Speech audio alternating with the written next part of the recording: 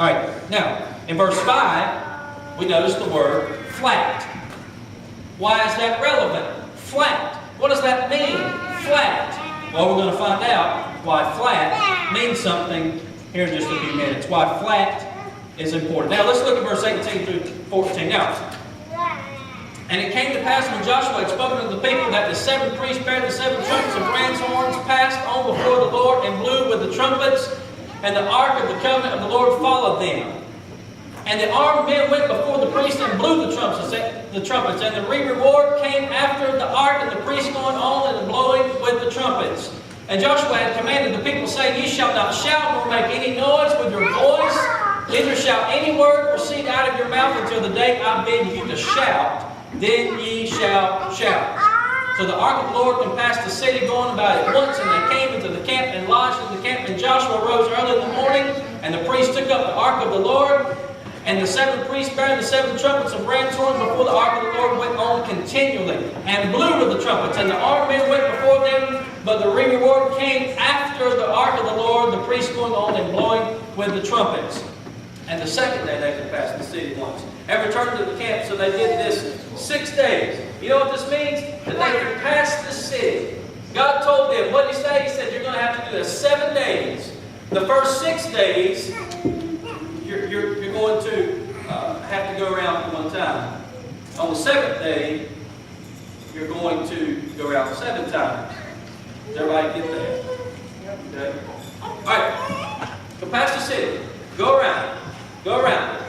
And then on the 7th day, you're going to do it 7 times. Now, here's the significance. Am I dead yet?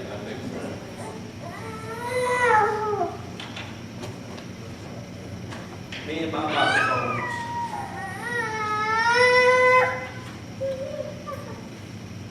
See if this works. This one works, okay. Now, here's the important thing. So can you imagine the person, let's say, that was in the front of the line, and Joshua says, okay, you're going to go first. Really?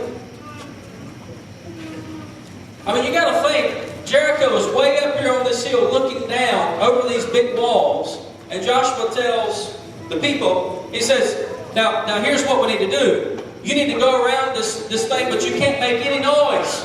You have to go around the city, go around the walls, and you can't make a sound. You have to hold your trumpets, you have to hold your weapons, you have to hold everything, and you can't make a beat. I mean, realistically, that sounds kind of strange, right? Like, well, okay, well, I guess. So the children of Israel, marching around the walls.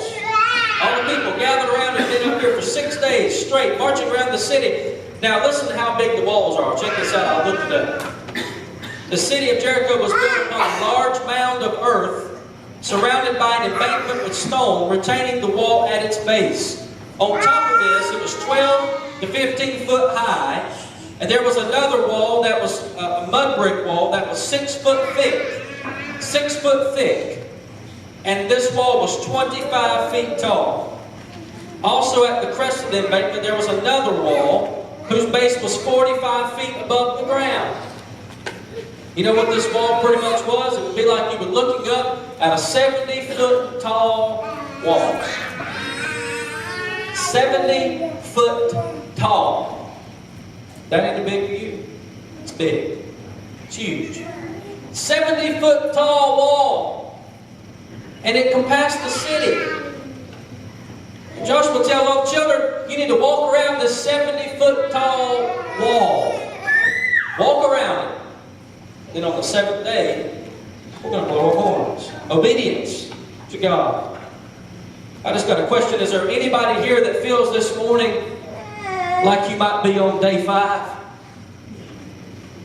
Does anybody here this morning feel like you're on day 1?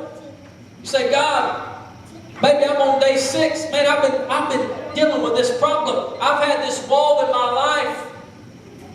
I've been walking around and I've been praying about it. When am I going to get victory over this wall? When is this going to happen that this is going to work? When? When is this going to happen? When is my wall going to break? You say, well, I've had marriage problems for so long. I've had family problems. I've had financial problems. I've had this situation for so long. Look at my wall, God. Okay. Whenever you want to deliver me, it'd be nice. My health problems, I've been having health problems for so long. Look at my wall, God. I've been marching around it for so long. When am I going to get victory? Okay, God. When's it going to happen? Well, listen to the rest of what happens. Verses 15 through 19. Came to pass on the seventh day that they rose early. It was the seventh day, about the dawning of the day, and they could pass the city about the same manner 7 times. And only on that day they could pass the city 7 times. And it came to pass at the 7th time when the priest blew the trumpets, and Joshua said to the people, shout, for the Lord hath given you the city. And the city shall be accursed, even it, and all therein to the Lord. Only Rahab the harlot shall live, and she and all that are in her house, because she had hid the messengers that was sent. And ye, in any wise, keep yourself from the accursed thing, lest you make yourself accursed when you take ye the accursed thing and make the camp of Israel accursed and trouble it. But all the silver and gold, the vessels, brass and iron, are consecrated unto the Lord. They shall come into the treasury of the Lord. Now, get this. They have not yet marched yet. They had just got up in the morning. They're getting ready. Joshua's saying, okay, you be here, you be here, you be here. You get your trumpet, you get your trumpet, you get your trumpet. I want you in the back, you in the front. You're doing this, you're doing this. And you get everything that you're supposed to have. He's putting them in order as the Lord's telling him to do. And he said, now when we get in there, remember that after we blow the trumpets, you've got to shout. And the reason you're going to shout is because you're going to shout for victory. Because we won. Now the important thing is, God has already defeated Jericho. Remember what he said? I have given Jericho into thine hand. Well, guess what? God has already defeated everything that you've got that's a wall in your life. He defeated every one of those on Calvary 2,000 years ago. Remember the tomb we had over here? It's because of that tomb that you're going to be victorious on this wall. It's because of that tomb, it's because of Calvary that you're going to be victorious. So whatever you've pictured your wall being, understand that even though it's not failed yet, you're going to get victory. Why? Because God has already supplied victory.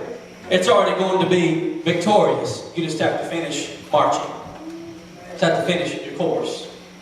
So here's all the children of Israel. They're walking around and they're finally getting ready to go. And so it's the 7th day. Now look at verse 20. And so the people shouted when the priest blew the trumpets, and it came to pass when the people heard the sound of the trumpet, and the people shouted with a great shout, and the wall fell down flat, so that the people went up into the city, every man straight before him, and they took the city. The wall fell down flat. It fell flat. The Bible said that. Have you ever heard anybody say, and I have, when they're preaching about Joshua, they say, well, the walls crumbled down. Anybody ever heard that? The walls crumbled down on the ground. Well, that's a lie. Why is that important? Well, if the walls of a 70-foot wall would have crumbled down, it would have made another wall. So the Bible is specific. Why? Because when God does something, He's perfect. And it was important that you know that the wall that fell, it didn't just crumble down, it fell flat. Okay? The wall fell flat. And why is that important? Because God said that I'm going to give you victory. And the wall fell flat. Now, my question for you today, as you can see these walls falling, my question for you today is, what in your life seems 70 foot tall? What are you going through that seemed like a wall? What did you picture on this wall right here? What did you picture that was on that wall that you wish would just fall?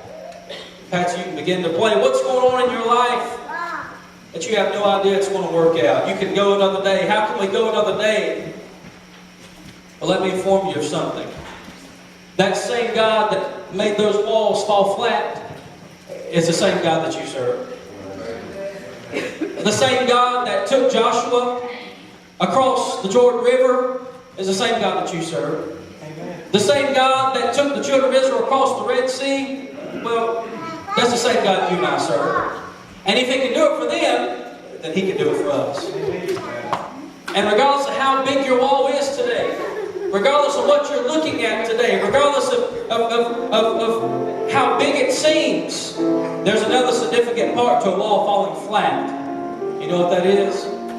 Because now you walk on the wall. See, when the children of Israel ran in to conquer Jericho, the Bible said that the wall fell flat. You want to know why? Because it's not enough for God to conquer your enemy, but then you get to step on it.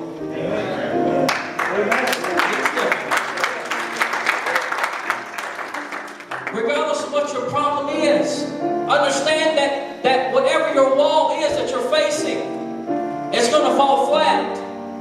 And when it does, you've got victory in God that you can walk on your wall. You can walk on your wall today. And after you've walked on your wall, you can get your trumpet out, you can get it tuned up, and you can blow your trumpet of victory while you're standing on your wall. You can get it tuned up. You say, I've never been able to blow a trumpet before. Well, when the Lord's in your hands and in your mouth, you can blow that trumpet. You can blow it loud. Victorious. I'm a victor. I've won. Not because of my power, but the power that's in God. Nothing is too big for God to conquer. Nothing. Today I believe that there's people in this room that need to know that you're about to experience victory. I believe there's people in this room this morning that came in with heavy hearts. I believe there's people in this room that feel like you've got walls and walls and walls and walls in your life. You feel like you're now looking up at 70-foot walls all around you. You're saying, God, I don't know how am I supposed to win? Well, God's looking into you this morning. He's looking at your pain. He's looking into your turmoil. He's saying, child, keep marching. Keep marching. Keep marching. Keep marching. Don't quit. Why? Because your wall's going to fall flat and you're going to walk on it one day. But you can't quit now. You can't give up now. Your health problem, I'll take care of it. Your finances, I'll take care of them. The struggle you're going with, I'll take care of it. It might not be in your time. Because I'm sure if the children of Israel could have went back, they would have walked one day and the walls would have fell after one day, right? They wish they could have just walked up and Jericho would have fell flat, right? They don't want to march 7 days. Sometimes we don't want to march 7 days. We don't want to keep marching around our walls 7 days. We want victory now. We want it now. God said, if you just keep pressing and you just keep pushing and you won't quit on me, your wall's going to fall. The problem that you're facing is going to go down. And it won't crumble. It'll fall flat so that you can walk on it. I wonder today, is there someone like that today? Would you bow your heads? Close your eyes. Think about that wall that we talked about earlier. I want you to think about what you thought about when that wall was standing. Think about what it was that you were thinking about earlier when you were looking at that wall and I was telling you to picture something on that wall. What was it that you pictured?